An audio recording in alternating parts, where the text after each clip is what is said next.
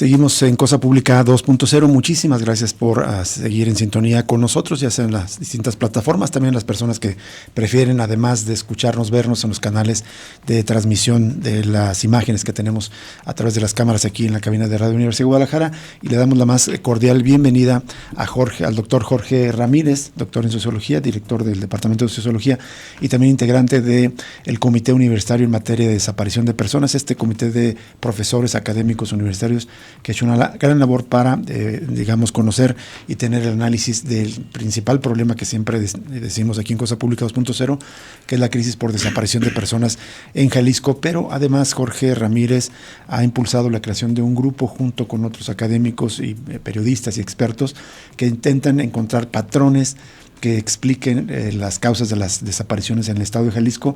Ya han presentado algunos avances y justamente el día de ayer, si mal no recuerdo, en estos días se presentó, un nuevo avance que vamos a conversar.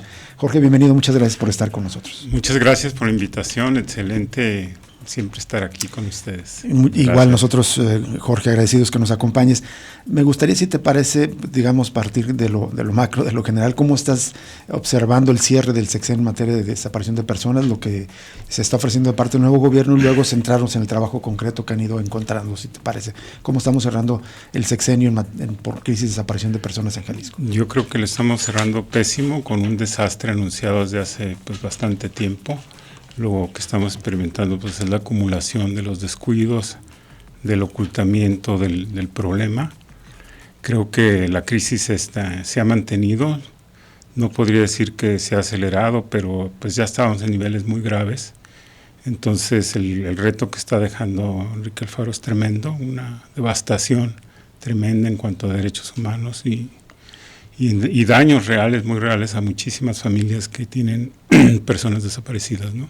De los más de 15,000 personas desaparecidas, casi 15,300 que admite el registro estatal, que muchas veces ya lo hemos conversado, está por lo menos, si no alterado o manipulado, pues no es exacto, ¿no? Es decir, hay muchos más. Sí. Y de este total, casi 9,000 solamente han ocurrido en el sexenio de Enrique Alfaro, lo cual le da idea de la magnitud de cómo sí creció en este sexenio, ¿no? Sí, totalmente, en términos cuantitativos y en términos también de la profundización del horror. Creo que, ha habido una impunidad que los criminales han aprovechado para hacerse todavía mucho más sanguinarios, más crueles, ¿no? Creo que la crueldad de las desapariciones va a un aumento también, y no solamente el número, ¿no? Es importante decirlo, ¿no? A pesar de esta magnitud, de esta profundización del horror, como bien subrayas, Enrique Alfaro mantiene esta narrativa para todas las esferas de su gobierno. Me parece de que lo ha hecho mejor, casi comparado con otro gobierno de la historia, ¿no? Parece una narrativa siempre muy optimista, muy propagandista.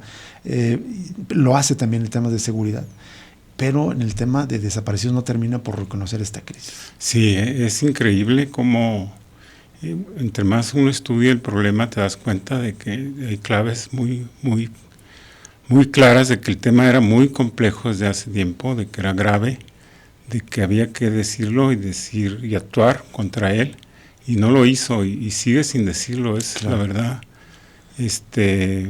criminal el comportamiento de las autoridades, desde que no lo dicen, ¿no? Ellos saben cómo es el problema y a pesar de eso callan y además lo niegan, ¿no? Uh-huh. Y lo preocupante también es el próximo gobierno, que hasta ahora parece que va a seguir con la misma tónica.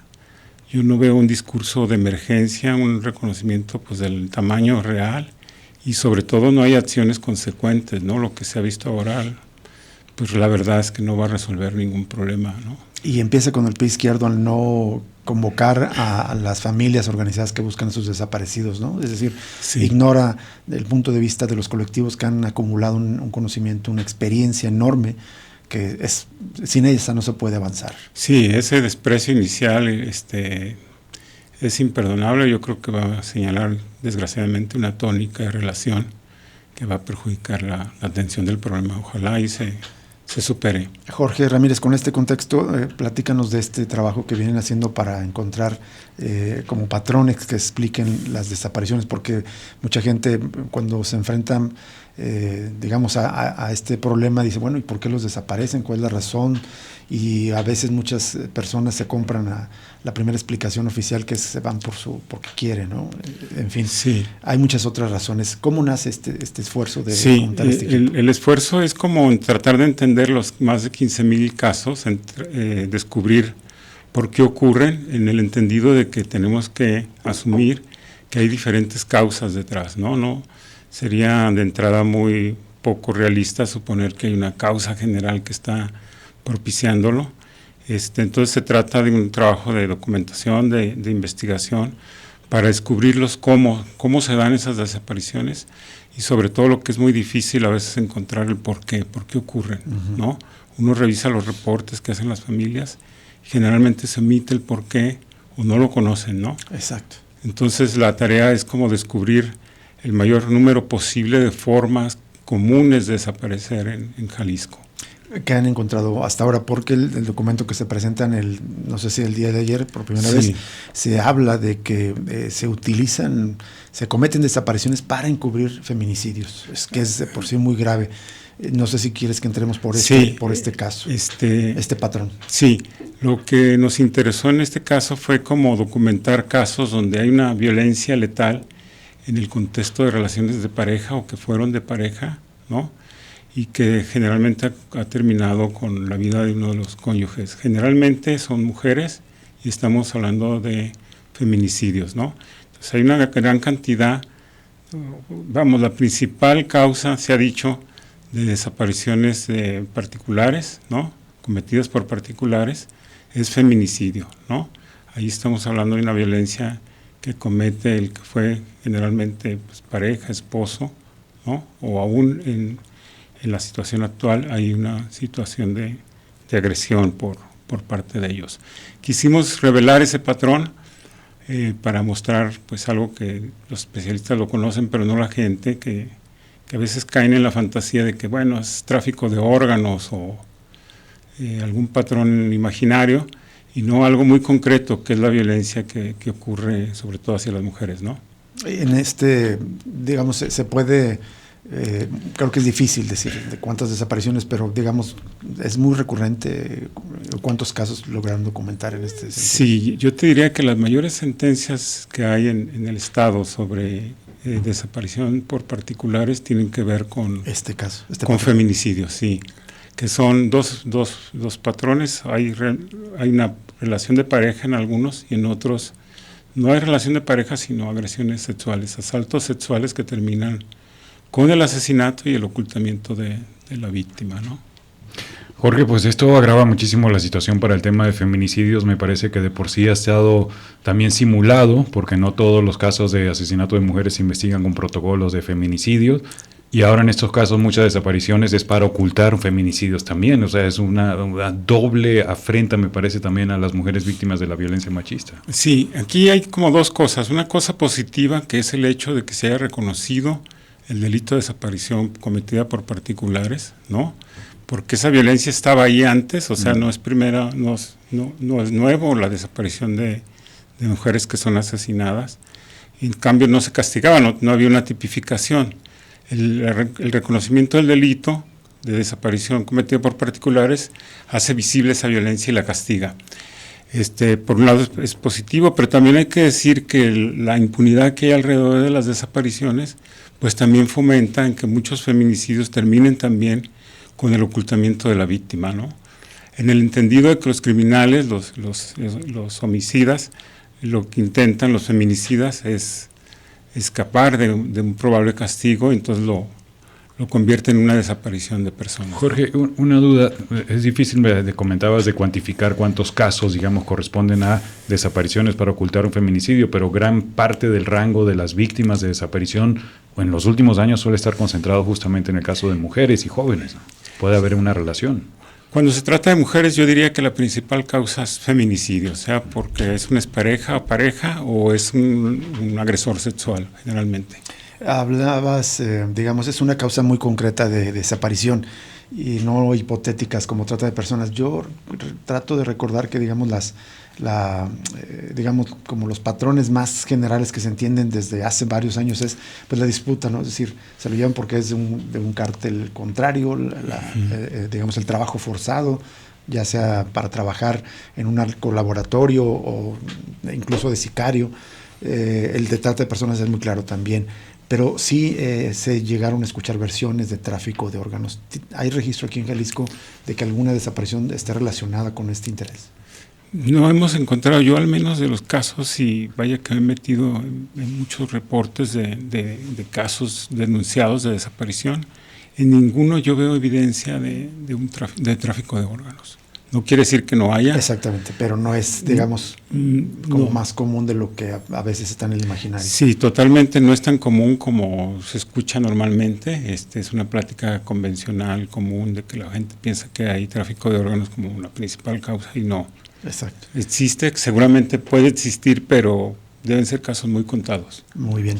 Vamos, Jorge, si nos permites, a una pausa para identificación de la estación y volvemos en esta charla con el doctor Jorge Ramírez, integrante del Comité Universitario en materia de desaparición de personas. Estamos conversando sobre este trabajo que están llevando a cabo un grupo de profesores y periodistas y expertos sobre los patrones de desaparición de personas aquí en el estado de Jalisco. Volvemos. Gracias.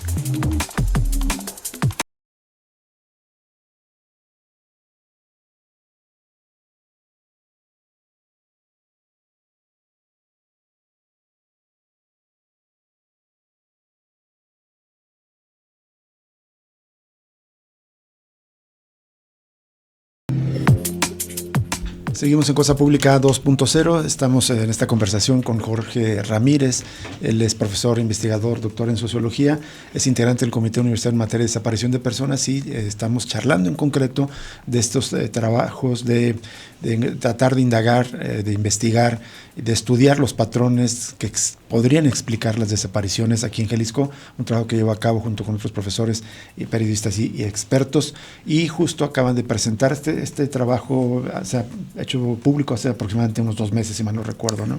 Quizás sí. 2 meses. Y entonces ayer sale es el cuarto, digamos, avance de investigación que trata de encontrar una regularidad de que algunas o varias desapariciones, especialmente de mujeres, se explica para encubrir feminicidios. ¿Qué otro tipo de patrones han encontrado anteriormente, Jorge? Bueno, el primero que encontramos que nos sorprendió muchísimo y fue materia del primer reporte es encontrar varios casos donde la persona que desaparece lo hace simplemente porque tuvo un choque o algún percance vial, algún conflicto vial con alguien con la capacidad de desaparecerlo, ¿no? Entonces eso nos parece una muestra de cómo el tema de las desapariciones se ha generalizado y se ha vuelto muy amenazante. Ahí se recordaban casos en concreto, ¿no? Sí, totalmente. Casos muy puntuales, muy dramáticos, donde pues la persona desapareció simplemente porque chocó por accidente con alguien, ¿no? Entonces a ese alguien no le gustó y en ese momento lo encañonó y se lo llevó o lo citó en un punto y ese punto ya no salió, ya no se sabe nada. Una duda con eso, Jorge, digamos, es que llegues a chocar o a tener un altercado verbal en un semáforo con alguien, con la persona equivocada, es decir, esa persona que esté vinculada a crimen, o estamos hablando de niveles de impunidad que aunque no esté vinculada al crimen, que ya pueda tener la opción de desaparecer a una persona sintiéndose que no lo van a perseguir. Pues mira, yo sí supondría que hay cierta estructura para generar una situación así, digamos, hablamos de un lugar, de personas que pueden hacerlo, generalmente están armados, pero también es sorprendente cómo una amiga me lo hacía ver, cómo en Jalisco ya no se dice te voy a golpear cuando hay desacuerdos, sino te voy a desaparecer, te voy a hacer dar un levantón como si cualquier cosa, ¿no? O antes, ¿no? Te voy a denunciar. O sea, te voy a denunciar. Ya es una opción de violencia, pero ya el rango no es, como bien dices, no es te voy a golpear, sino te voy a desaparecer. Incluso hemos conocido muchísimos casos de violencia policial donde las amenazas que reciben, especialmente jóvenes, es te voy a desaparecer, como ocurrió en el Halconazo Tapatío. Entonces, conflictos viales es otro de los patrones. ¿Qué otros más encontraron? Bueno, uno que es realmente muy, muy, muy grave, porque hay muchos casos, son compras simuladas de vehículos, compras engañosas donde alguien dice yo te compro tu camioneta, yo te compro tu carro, se citan en un lugar y la persona desaparece. Con el vehículo, a veces también lleva la factura, entonces desaparece el carro, la factura y la persona. O las personas, porque a veces han desaparecido hasta de a dos. Es decir, por motivos económicos, para quedarme con el patrimonio del vehículo, te cito, me quedo con el vehículo, pero te desaparezco para tratar de encubrir un delito de robo. Sí, además incluso por motocicletas, no, ni siquiera es un vehículo muy costoso, estamos hablando por motocicletas. Además hemos 2 casos por lo menos donde se han encontrado las víctimas y se han encontrado muertas, asesinadas con una brutalidad increíble por una motocicleta. Vamos. Claro. Tenemos 3 para encubrir feminicidios por conflictos o percances viales y estas compras engañosas de vehículos. ¿Qué otro patrón? El que hemos encontrado también es agresores sexuales que son desaparecidos, personas que un familiar los acusa a alguien de que tocó a su hija o violó a su hijo, entonces va a veces con la policía, a veces es un grupo armado, un grupo violento, toca y se lleva a la persona, ¿no? Le dice, tú hiciste esto y desaparece la persona, es privada de la libertad y ya no se tiene noticia de ellos. Eso es delicadísimo, porque estaríamos hablando quizás de patrones de una especie de justicia alternativa, o que el crimen esté ejerciendo el crimen organizado, ese tipo de, totalmente, no sé decirle, servicios o trabajo para otras personas. Pero es digamos, el agresor el que desaparece o la víctima que denuncia, o los 2 casos. No, el agresor que desaparece está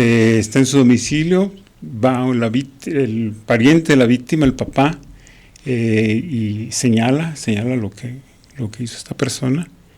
Entonces se la lleva un grupo armado con el que va el papá, ¿no? Acompañado.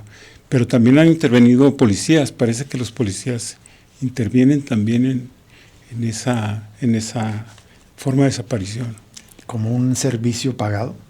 No sabemos si es bajo contrato o es una instrucción directa de los criminales ¿no? De zona. Pero es delicadísimo, porque obviamente ahí puede ir pues cualquier persona, ¿no?, involucrada. Sí, porque sea señalada. No hay juicio para nada, es simplemente una venganza, ¿no? En el corte te comentamos un caso que presentamos de la nota del día de ayer, me parece que es de los colegas de NTR. Desaparecen una persona por un conflicto de terrenos, es decir, por motivos patrimoniales, no sé si podríamos señalarlo. ¿Han conocido de más casos, Jorge?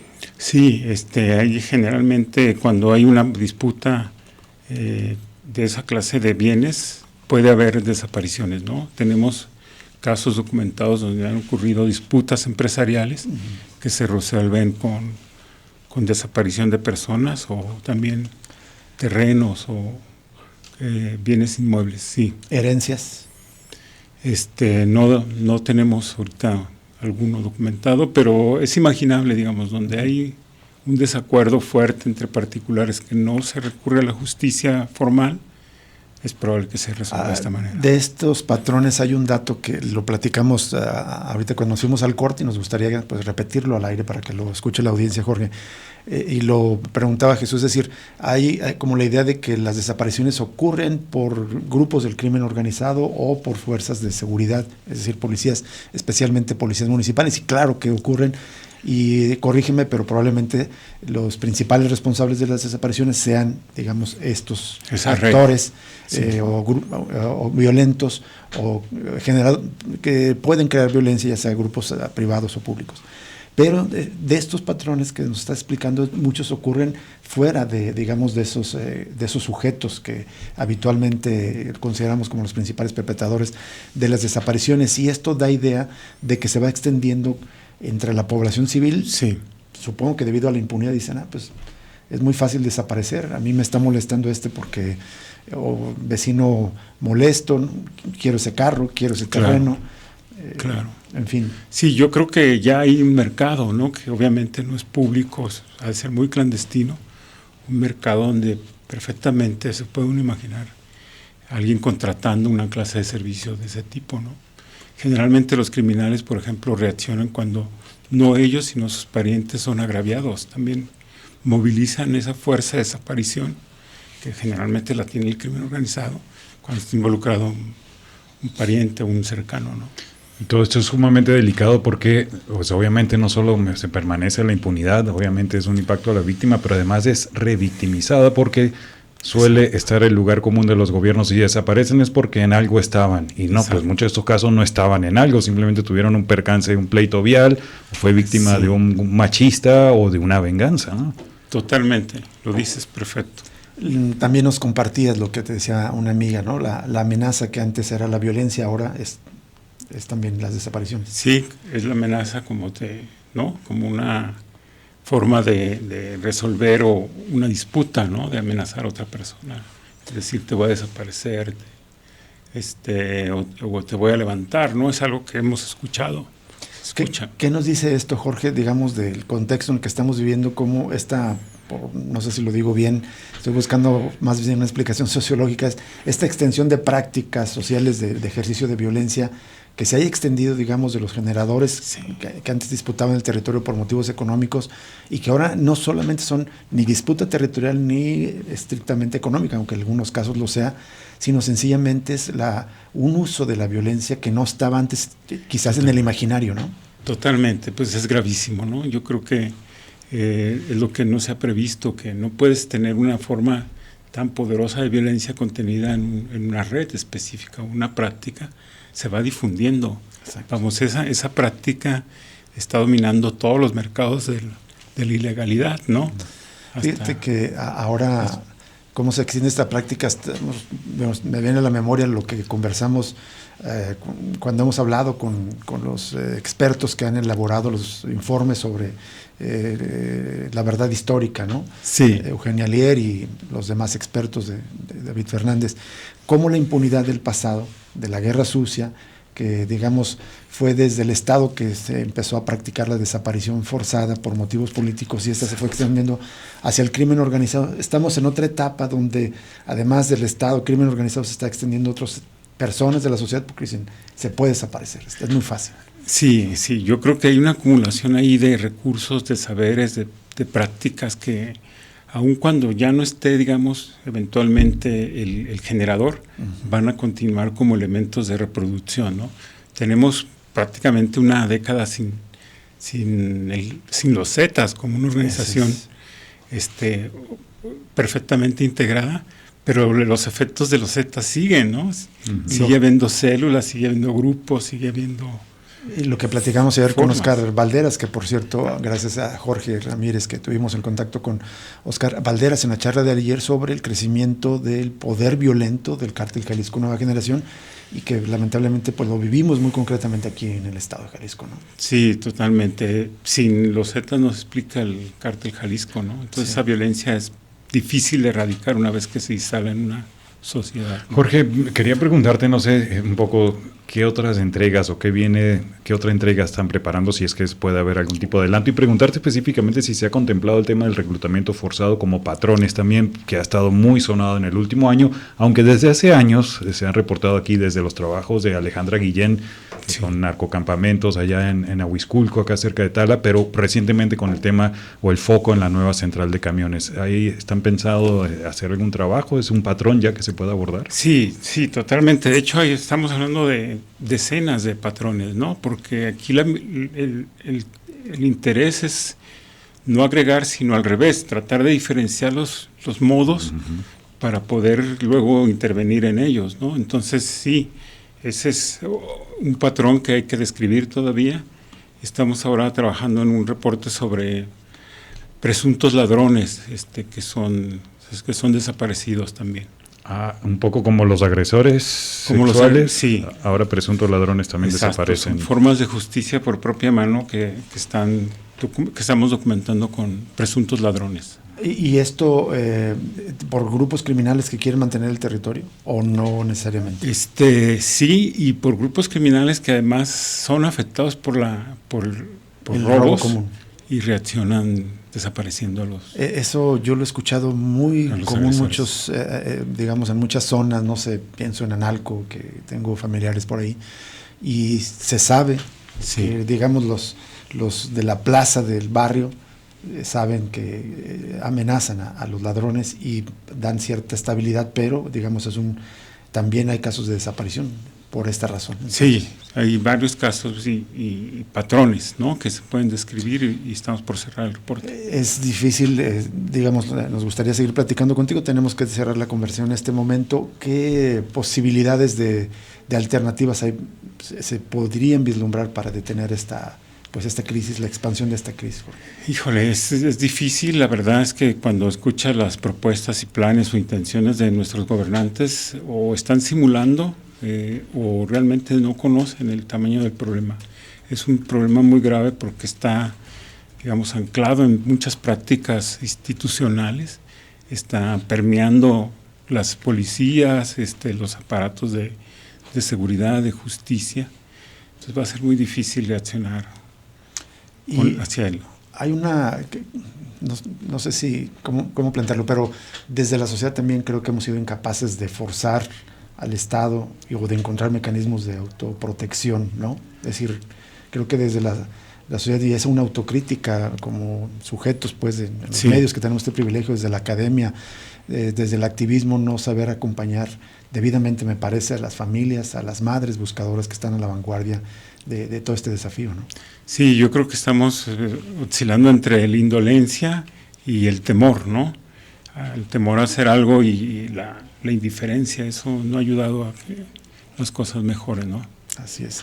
Jorge, muchísimas gracias por estar con nosotros. Gracias a ustedes. Si te parece, pues si hay en cuanto tengan, digamos, otro avance de investigación, nos encantaría volver a platicar contigo. Yo estamos encantados de poder compartirlo. Muchísimas gracias, doctor Jorge Ramírez, del Comité Universitario en Materia de Desaparición de Personas. Vamos a una pausa y regresamos para cerrar COSAPublicados.c.